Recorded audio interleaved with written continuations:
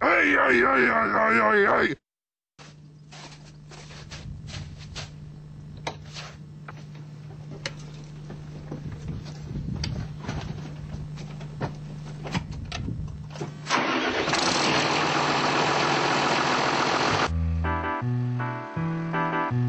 En saa selvää. En saa selvää. En saa selvää. Voi. Alo, kuuluuko?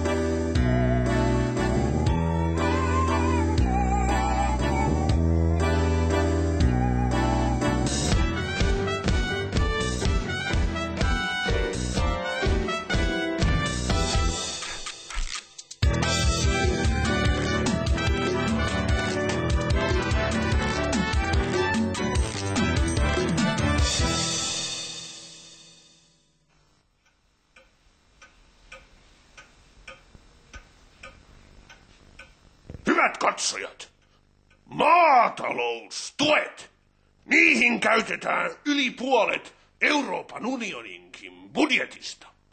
Tyhmät ja todellisuudesta vieraantuneet kaupunkilaiset kuvittelevat, että maataloustuet virtaavat suoraan viljelijöiden taskuun.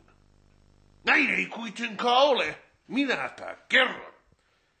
Maataloustukien tarkoitus on keinotekoisesti pitää kotimaisten raaka-aineiden hinta alhaisella tasolla. Tämänkin leivän hinnasta viljelijäosuus on noin 4%. Kaiken lopun osuuden hinnasta imailee elintarviketeollisuus ja kauppa. Jos tukia ei maksettaisi, viljan osuus olisi tietysti suurempi, jolloin koko leivän hinta nousisi. Nykyisellään tukivilja on niin halpaa, että se kannattaa vaikka polttaa. Minäpä näytän.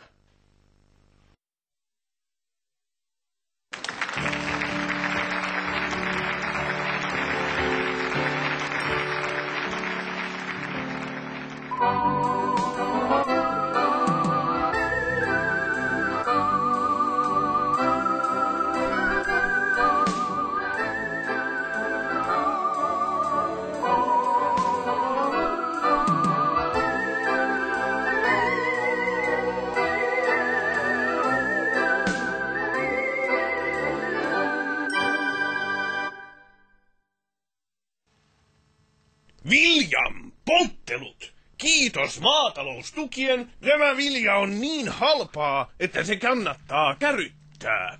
Litra polttoöljyä maksaa yli 50 senttiä, mutta vastaava energian sisältävä määrä kauraa maksaa vain 25 senttiä. Tästä tulee mukava pullan tuoksu. Vasta leivotun leivän käry. Ihanaa.